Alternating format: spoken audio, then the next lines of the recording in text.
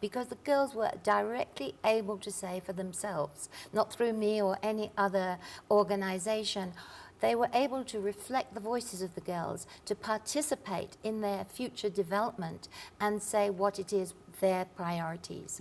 So this time, the girls themselves from the program elected these two girls to represent them.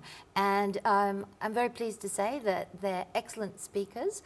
They have worked on a memorandum of priorities with the 16 girls and the counties to come up with a memorandum of that they presented to the First Lady to say what are the priorities for them in the next 15 years. I'm happy that you're talking about memorandum and the question of priorities, and let's now hear it from Jacinta and Antonina. Jacinta, beginning with you, what are those key priorities, especially contained in the memorandum, that you want as a country, for us as a country to achieve, even as we talk about the Sustainable Development Goals now? Okay, some of these issues contained in the memorandum. There was the issue of the gender equality and the girls' education. Yeah, so what we wanted the First Lady to communicate with the people in the government so that they can work together to bring about gender equality in our country. So the question of gender equality is key. Antonina, do you have any other issue that you think should be addressed? In the memorandum, the main issue was safety. You know, safety is everything and it's broad. If a girl is safe, she cannot be sexually assaulted, she cannot be injured. Even going to school, it will be easy, and education will really be good to her. And then the other thing is participation and empowerment. You know, as youths, we have to participate in decision making, in ensuring that the community and the world grows. Because just look at it in that you are in a community and there is something happening, as in they're making decisions for you and you are not participating, and it's known to youths. If you are making decisions for them and they don't like it, it's obvious that they'll really, they'll not be very happy with you. And they can do anything, even going up to committing suicide. Then in empowerment, we have learned that girls who are not empowered, they can really be drawn off by people, especially using money. Because if, for example, I don't know that this man can talk to me and make me have sex with him, I don't know that I should control the relationship between a man and a female, between a male and a female. Somehow. As in, if I'm not empowered, I don't know more about sexual diseases. I do not know that indecent assault is a form of sexual abuse. I can really go into trap, and that results to regretting after the outcome of the act. Of course, I'll be wanting you to explain how you're doing this, because this is more of advocacy. But let me ask you a question that one will want to ask if he was or she was talking to you. You are students. Yeah. And what you're doing is more of advocacy. One will ask the question, how do you balance studies and advocacy? Because one may fear that the two may be in conflict with one another. To me, I as Antonina, I do advocacy in school and community. When we go to school, St. Mary's Luak Girls is a good school and provides opportunity and time to girls who have something good to encourage the girls. For example, now in our school, if you have a good idea like clubs, as for me when I came from Nairobi, workshop for advocacy, I thought it twice to have advocacy club in our school. So every week, every Thursday, at around 4:30, it's time for clubs. So for me, I have some members in advocacy club. I teach them because Luak contains many people from different places, Mombasa, Kisumu. So if I educate one, I'm sure she will go and educate the others. So that's how I'm doing advocacy in school. And sometimes I can write a speech about advocacy, then I present it on parade.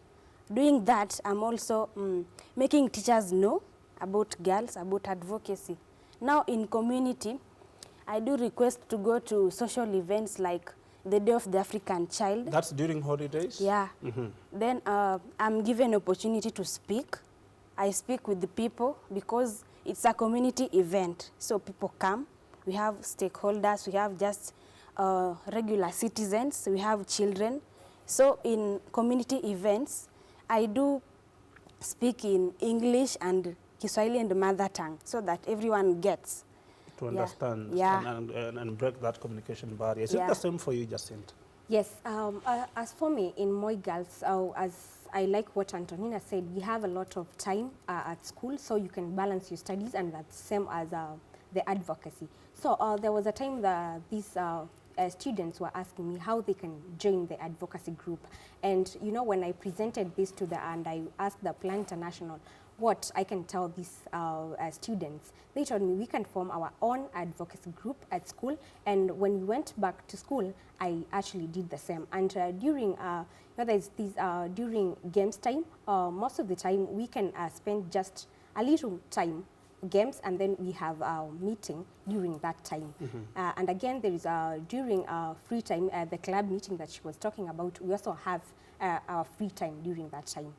Yes, so we can manage that. You can manage that. You have a way of balancing it. Carol, the question of Millennium Development Goals, as we head to New York this week, we are now shifting gears. We're now talking about sustainable development goals. We're now talking about justice. We talk about gender and all those kind of things.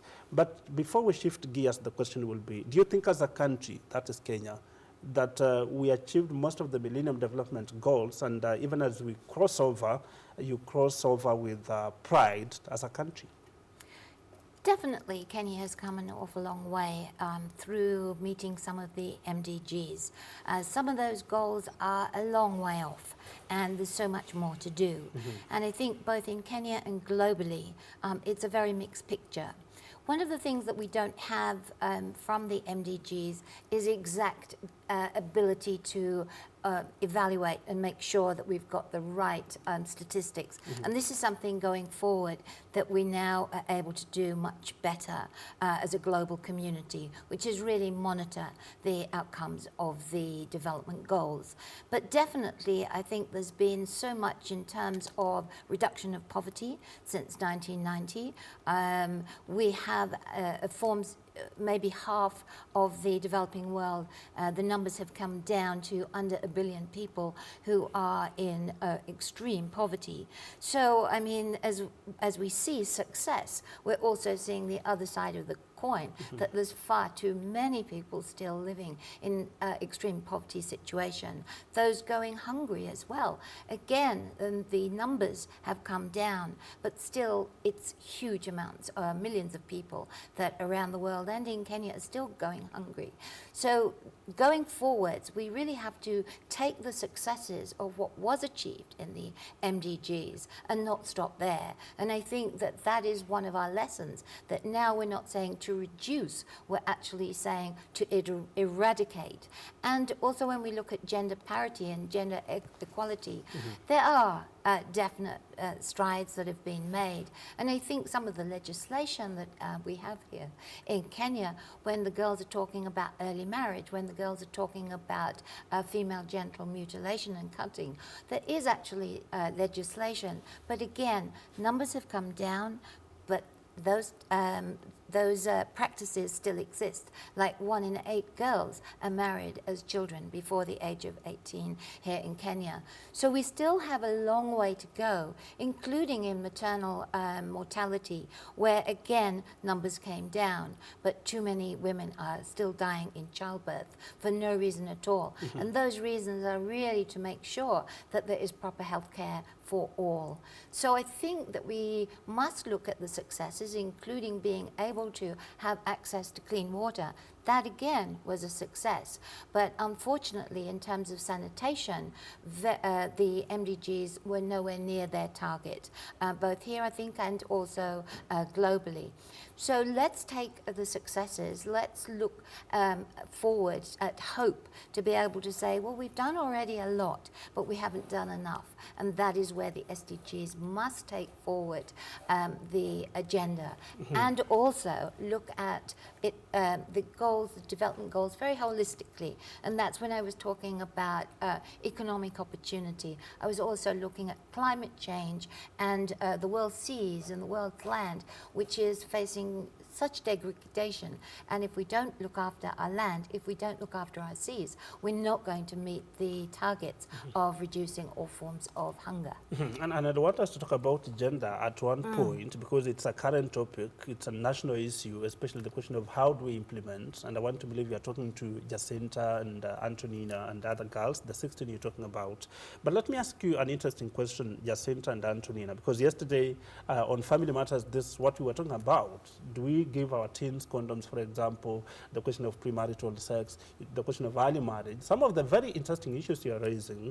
But as a Christian, when you go out to evangelize, one of the things you encounter is you are shouted down, because the people will become somehow combative and such. And as you do this kind of, empowering of your peers in schools at community level, what are some of the challenges? How adaptive or how accommodative are your views or ideas among your peers? Because obviously that those who will tell you off, they will dismiss you and say, there's nothing you are telling me. Cases of early pregnancy, for example, are still rampant. Beginning with you, Antonina.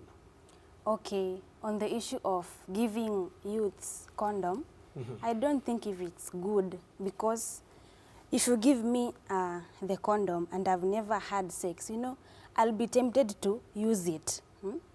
I don't think if it's good, because it's like you are encouraging the practice, as long as whether you use it or not, now that's your problem.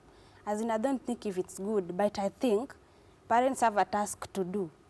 They'll have to sit down with their youths. They should have a one-to-one talk. As in, for example, I am a parent and Jacinta is the student. I'm talking to Jacinta. Jacinta, I want to talk to you about this. Do you know this? Then I tell her that just education about sex, but tell her what are the outcomes, especially negative. Tell her what she will achieve when she grows up and becomes a woman, without engaging herself in sex, and also educate her to have her self-integrity and self-esteem, respect herself as a girl. I wouldn't like any man to go into me. I'm still a student. Yeah. The question of when you doing this kind of empowerment, especially among your peers, you're at the community level, where the question of cultural beliefs, the communities where a young lady like you or a young girl like you will not be allowed to speak to this kind of matters, especially to the elderly or your peers. How do you try and avoid those kind of challenges when you are doing this kind of empowerment program, Jacinta? Once you're doing this advocacy thing, we have to be ready for anything. I know most of them would not like us talking about early marriages. Some of them will even look down on us and say, what are they talking about? Like in my community, I can't stand.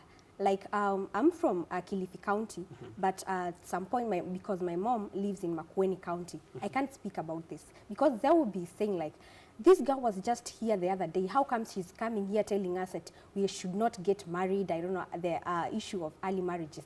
I'm even ashamed of that. But I just try my best. I gain the confidence and the courage to talk about it, although they are against it. So once we're doing this thing, we have to be ready for anything, no matter what challenges come across. Because in everything you come, you want, because I want to advocate for the girls. I must be ready for these challenges.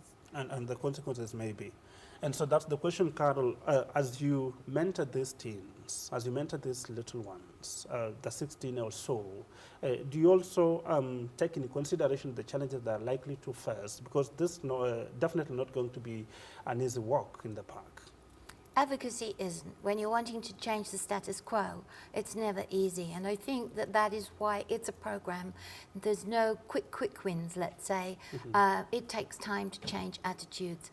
Like we have here in Kenya, and I was talking about, child marriage is illegal, as is FGM. So you can actually introduce the legislation, but then you have to get the population to embrace that legislation. It's not one thing or another. It's putting everything together.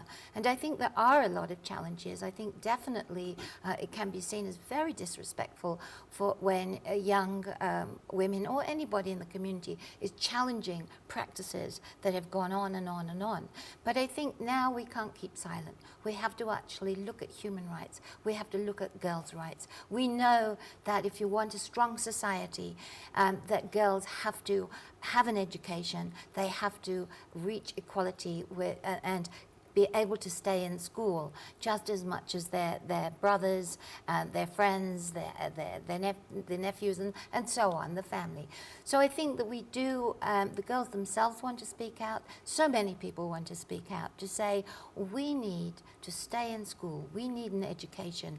If we have an education, we can bring so much more to the community, to the children that we will have in the future, and make Kenya a much stronger society. So there will be backlash always, but I think the issue is really so many multi-layered. It's not just a matter for the girls to be doing advocacy, and of course we're assisting them to be able to deal with different people's reactions and obviously always be respectful of the community and their families.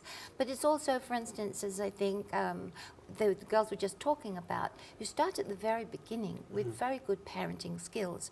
So Plan here in Kenya has a big focus on early childhood development, and through our ECCD centres, working with the different counties, we're very much focused on ensuring that parents are involved in the programs. I know a lot of parents, when I go to communities, they talk about different problems, the girls running off to discotheques, or in Kalifi, I know, by the beach, getting involved in early sex and going off with boda riders or whoever. But I think, again, as Antonina has said, you really have to start at the basics. The parents really have to take on the responsibility of good parenting, good education, followed through in school by the same. And I think building up from an early age, involving the parents, involving the communities, involving the teachers, I think we will reach that level of gender equality, which is growing, but still there is too much of a divide here in Kenya and also in many parts of the world. And now that you talk about gender, Antonina and Jacinta, in this country, we have had debates about the question of gender representation. How do you ensure, for example, more women represent you in Parliament, be it in the Senate or in the National Assembly? And this week, or later this week, you'll be traveling to New York. Assuming Jacinta and Antonina, you went to New York and you met President Barack Obama, and one of the questions President Obama asked you, how do you achieve gender parity in Kenya? How are you going to respond to him, Jacinta? Okay, I would respond to him that by getting to educate the public that it is very important to promote gender equality, so that we work together to bring this country of ours to some place that we develop our own country by promoting the gender equality. So what we should be doing is to educate them on how it is good to bring about gender equality in our own country. Yes. The same will be your view? To me, as long as we're talking about gender equality, we have to make the male gender understand that we are not empowering girls to overtake them, but we are empowering girls to be at the same level with the men. Then, as a student, I've been participating in the National Assembly and the County Assembly. Our role to ensure that there is gender equality, that is 50-50 representation. Whenever we are in an event involving children, we do really inquire whether the number of the male and the female are 50-50 ratio. That's how we ensure gender equality. Yeah. And so far, are you happy with the manner, the question of gender principle? Because these are issues that you are keenly following is being implemented in the country. Yeah.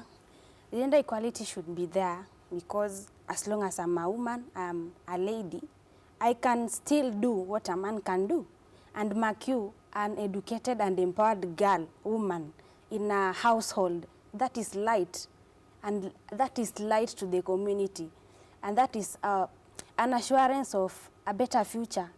You know, we girls, when we are empowered, for example, Honorable Christine, the women representative of Siaya, you see, she's an empowered woman and she can speak. When we little girls see that there is a powerful woman there, we are inspired. That's why I'm really encouraging and supporting gender inequality, telling the world that we can. I can speak, I can think, I can even overtake men. Now why do you degrade the female gender? Yeah. And so as we bring this to an end, because what a way to do it, Carol, what should we expect in New York? Because you're leading a delegation there as Plan International. You've been working with these young girls, trying to mentor them, trying to ensure that what are you going to do there? And especially, what should we expect from this delegation in New York later this week? Well, I think we can expect the adoption of the 17 Sustainable Development Goals, taking us forward to 2030, and for us to, as a country, come back and really look at the rollout. We do not want these goals just to be goals. We want to have a very clear implementation plan and a monitoring plan so we can actually mark and benchmark the progress as we go through the next 15 years. For plan, as we've spoken about, participation, and because I am a girl campaign, which plan does run, we really want the participation of the girls. Jacinta and Antonina are not only going to be joined by 4 other countries that we're working with the same project in plan, but they're going to be together with hundreds of young girls and children from all around the world who are doing exactly the same. They're raising their voices directly to the world leaders to say what they expect. So I think that us going to New York, we've been working on the Sustainable Development Goals and providing input as planned for the last 2 years or so. So there's been many meetings, and it's been quite inclusive in terms of the development of the agenda, and that is something that is a real big step forward. But with the girls, they will have opportunity to mix with other girls, to see what their peers around the world are saying, but they will have opportunities to meet with hopefully our own government here in Kenya, but also governments that will be there as well, to really make their voices heard, so that directly it's the girls that are saying what their expectations are. And their expectations are not from going to New York, it's really from the adoption of the SDGs and what we're going to do in the next 15 years to make sure everybody is included in the development and everybody is being able to improve their lives. Then to add on that. Yes, as we bring this to an end, of course, your expectations from New Yeah, York? according to me, as long as I'm going to New York, my home country is Kenya, and that's where I'm supposed to develop. I'd like to encourage the county government. Now they should take up the role from the global and the national assembly and the national meetings, that is. They shouldn't just leave it to be a tour to New York. I think they should set aside some money just for the girls in terms of sanitary towels, in terms of bursary disbursements, in terms of checking whether there is fair division of labor, in terms of doing away with delayed justice, especially in times of defilement. I just want to encourage the county assembly then to go down into the basics, the family. They'll have to empower the community, because we can't grow because the community are the small groups that make change. Let the county assembly set aside some money to empower the community, just to lift girls. Let's keep the country going. Yeah. And Jacinta, as we bring this to an end? Yeah, my expectations as I go to New York is that I will get to know the issues that the girls in other parts of the countries, like the Pakistan, what are some of the issues the girls are facing and what their government are doing. Thank you very much for getting time to be with us. I want to give you 30 seconds, Jacinta, and Antonina 30 seconds as we bring this to an end, because I know the teacher strike is ongoing. What is your view, especially when, because we've not been learning, especially those in public schools, for the last 3 weeks now? We're talking about this being the fourth week. What will be your last message to the government, say, with respect to teacher strike? Okay, what I have to say to the government, according to the teacher strike, is that the teachers and the government, they have to come to a solution and end this, because in the end, we are the ones who are suffering. Like most of the schools have not covered the syllabus. Therefore, it means we have to do it ourselves. And you know, we have to get the knowledge from the teachers. They have to teach us so that we get to cover the syllabus. Of course, when we are at home, most of us may read, others may not. Because you know you have a little limited time for you to study. At home, we have a lot of things to do. You have to wash the utensils, to clean the house, and all that. So we may not have enough time to cover the syllabus ourselves. So they have to come to an agreement. They have to come to a solution so that they end this strike and that we go back to school, because we need to learn. Yes. And Antonina? Yeah, just as Jacinta has said, the two groups have to come to an agreement, because we are the next generation. We are the light to the world. And you know, education is a continuous system. If it goes without any break, it's really successful. But now you find in a situation like this, there has been a break in the education flow. So you find that especially Form 3s are affected, because we are supposed to go to the next class, the final class, when we are already through the syllabus. But now that we are at home, we can't go on with the syllabus. And when students are in school, you can go very well with the syllabus, in that the school has its own arrangement. I really wish these two groups to come together once again, so that we go back to school. From where I sit, I always judge you're going to be county women reps one of these fine days, by the way you are talking. But thank you very much for getting time to speak to us. Thank you too. Carol, Shaman, and Antonina and Jacinta, we wish you well as you travel to New York. Thank you. Ensure that you represent us well, even as we talk about the Sustainable Development Goals. Hopefully they'll be adopted, and we cross over from Millennium Development Goals. And that's why we bring this discussion to an end. But the program Good Morning Kenya continues. Mbeki Mwalimu is up next with the next interview. Stay tuned.